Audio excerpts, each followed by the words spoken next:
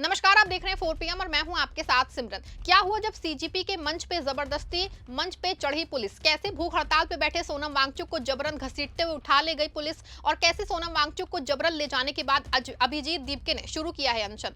दोस्तों, आज जो जंतर मंतर पे दिल्ली पुलिस की हरकत देखने को मिली है, उसने ऐसा एहसास दिलाया है कि अगर आज भी देश में अंग्रेजी हुकूमत होती तो वैसे कैसे दिखाई देती।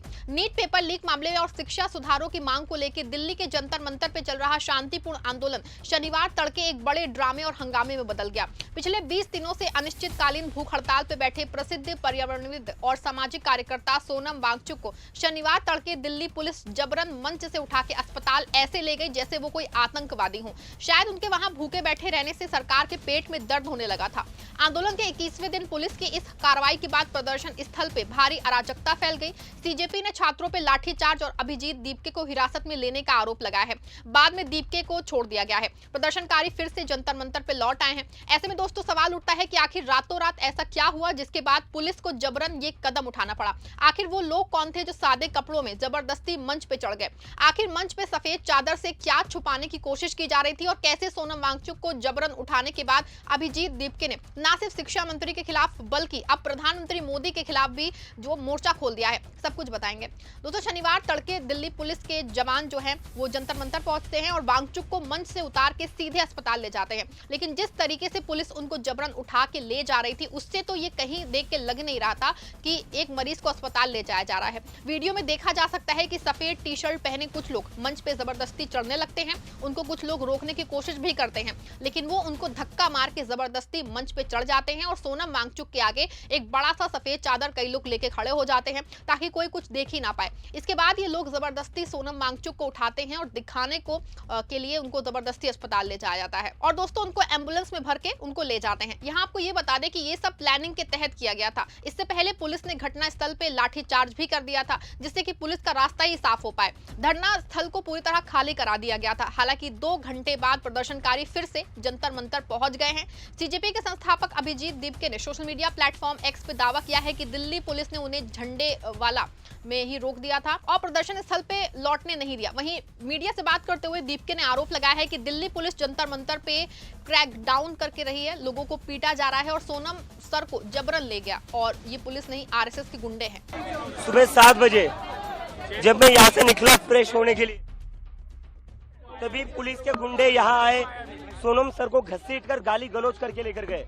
60 साल से जो इंसान है जो भूख हड़ताल पर बैठा हुआ था 20 दिनों से, 60 साल के इंसान को जो 20 दिनों से भूखा था उसको दिल्ली पुलिस गाली गलौज करके घसीट कर यहाँ से जबरदस्ती उठाकर लेकर गई। ये कहाँ लेकर गई हमें पता नहीं है।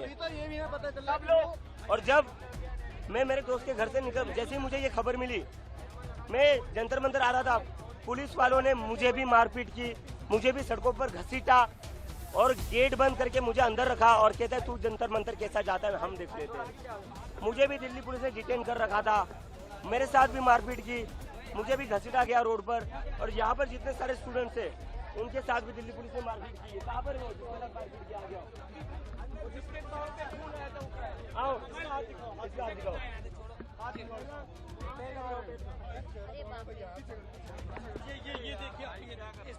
ये मेरा फोन भी छीन के ले गए। फोन, लोगों के फोन भी छीन कर लेकर गए। ये पुलिस ने, ये आरएसएस के गुंडे, ये दिल्ली पुलिस ने, ये आरएसएस के गुंडे 60 साल के इंसान को, इतने बड़े साइंटिस्ट को ये गाली गलौज करके घसीट कर लेकर जाते हैं यहाँ से। मैं विदेश से अपने देश वापस आया था, मैं कोई क्रिमिनल हूँ?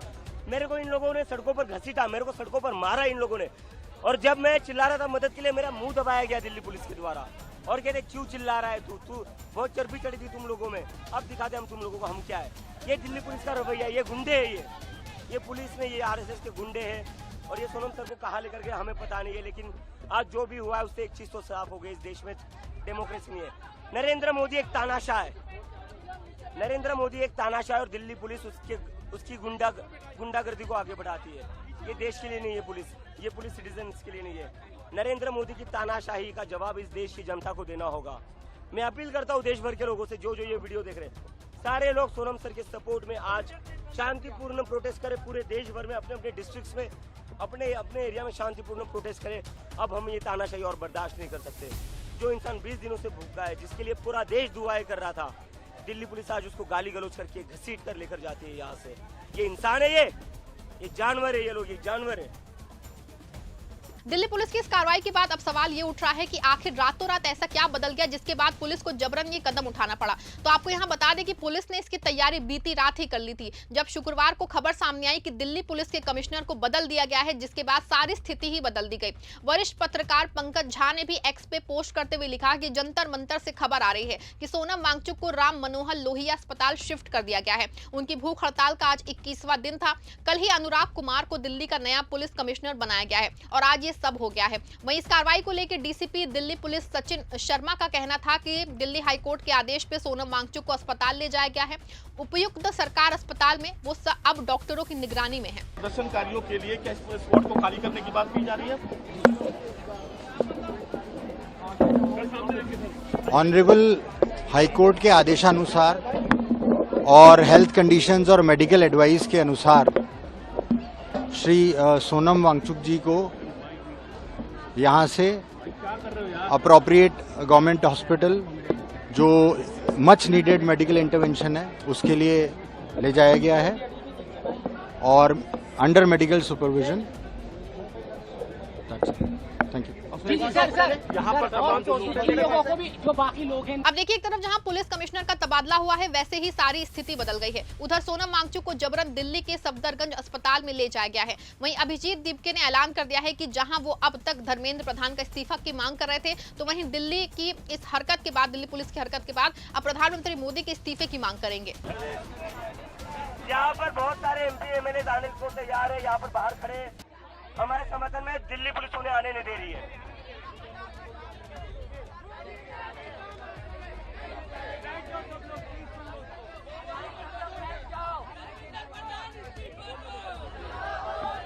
धर्मेंद्र प्रधान नहीं, नरेंद्र मोदी इस्तीफा दो।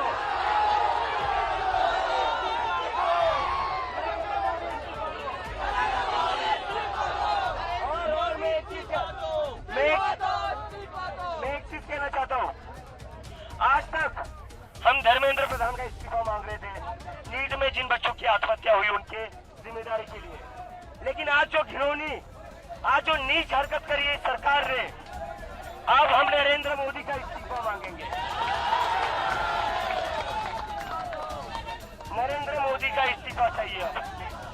अब मोदी का इस्तीफा मांगा जाएगा। अब वहीं सोनम वांगचुक के ले जाने के बाद प्रदर्शनकारियों को गुस्सा फूट पड़ा है। अभिजीत दीपके और उनके साथियों ने सोनम वांगचुक को पकड़े जाने के बाद ऐलान किया है कि वो सोनम वांगचुक के समर्थन में अनिश्चितकालीन भूख हड़ताल पर बैठेंगे। अपना अनशन शुरू कर रहा हूँ।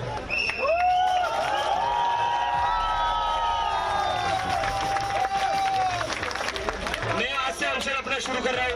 हमारा 20 जुलाई का मार्च भी होगा और मेरा अनशन भी जारी रहेगा। इन लोगों को लग रहा है ये सोनम सर को अंदर करके इस सोनम सर को यहाँ से उठाकर आंदोलन खत्म कर सकते हैं। आंदोलन खत्म नहीं होगा। अब देखिए, एक तरफ जहां सोनम वांगचुक को उठा ले जाने के बाद जंतर मंतर पे उथल पुथल मची है, वहीं इसी बीच सोनम वांगचुक की पत्नी गीतांजलि ने बताया है कि वो सफदरगंज अस्पताल पहुंच गई हैं। उन्होंने अधिकारियों से अपील की है कि उनके परिवार और डॉक्टरों की मंजूरी के बिना उन्हें कोई दवा या इलाज ना दिया जाए। एक्स पे जानकारी देते हुए आंगमू ने कहा कि मैं दिल्ली के सफदरगंज अस्पताल में हूँ, जहाँ सोनम वांगचुक को भर्ती कराया गया है। उन्हें मुंह के जरिए या नस के जरिए कुछ भी ऐसे देने से पहले मुझसे, उनके परिवार और उन डॉक्टरों से मंजूरी लेनी चाहिए जो पिछले 20 दिनों से उनकी सेहत पे नजर रखे हुए हैं। उनका ये बयान वांगचुक को जंतर मंतर पे चल रहे विरोध प्रदर्शन वाली जगह से सफदरगंज अस्पताल ले जाने के कुछ घंटों बाद आया है। वहीं इसी बीच उनका एक वीडियो भी सामने आया है जिसमें वो सफदरगंज अस्पताल में डॉक्टरों से भिड़ती हुई नजर आ रही हैं। Why you are not letting my phone to be taken up? You understand, sir? Article 32 as a free individual. पहले आप ये समझिए, आई एम ए प्रोफेशनल, मैं मरीज का इलाज। So please be बाकी professional. जो चीजें हैं वो एडमिनिस्ट्रेशन की, उनमें This मेरा is a कोई fundamental right. आपका फोन यहाँ रखा जाएगा, मैं फोन नहीं रखने वाला नहीं हूँ, ना मैं रखूंगा, ना मेरा कोई उसमें मतलब है। ठीक है, पुलिस बाहर लगी है, ये मैंने नहीं लगाई। जो भी हुआ है, मेरा जो काम है इलाज I करना, वो मैं need रखूंगा। physical तो या आप तो उससे अगर उनके copy बारे में बात और I want करें, मेडिकल digital. बारे में बात करें, मैं कर सकता हूँ। बाकी चीजें I am not answer. Sir, you got him on medical grounds here, Yeah. right? There is nothing नहीं. else happening. Why are we not allowed to take our phone upstairs? Why are we not getting a digital ये copy of आपको the medical administration से report? पूछना पड़ेगा। मेरा मैं मरीज की हालत के बारे में बता सकता then for this you're compelling us और क्या कर हूँ। सकते मैं केवल उनकी कंडीशन के बारे में बता सकता हूँ, मेडिकल हिस्ट्री के बारे में। तो दोस्तों, जिस तरह तड़के सुबह को शांतिपूर्ण आंदोलन के बीच में सोनम वांगचुक को मंच से हटाया गया, उससे कई सवाल जो है वो खड़े हो रहे हैं। अगर सरकार का कहना है दोस्तों ये कि ये सब उनकी जान बचाने के लिए किया गया है, तो फिर इतनी गोपनीयता, भारी पुलिस बल और जबरदस्ती की जरूरत क्यों पड़ गई है? दूसरी तरफ सीजेपी और प्रदर्शनकारी इसे लोकतांत्रिक अधिकारों पर हमला बता रहे हैं और अब आंदोलन को और तेज करने का ऐलान कर चुके हैं। ऐसे में ये मामला सिर्फ एक भूख हड़ताल का नहीं, बल्कि लोकतंत्र में विरोध की आवाज और सरकार के रवैये पे भी बड़ा सवाल खड़ा कर रहा है। इस पूरे मामले पे आप क्या सोचते हैं? आपकी क्या राय है? कमेंट जरूर बताएगा। वीडियो को लाइक शेयर करिएगा।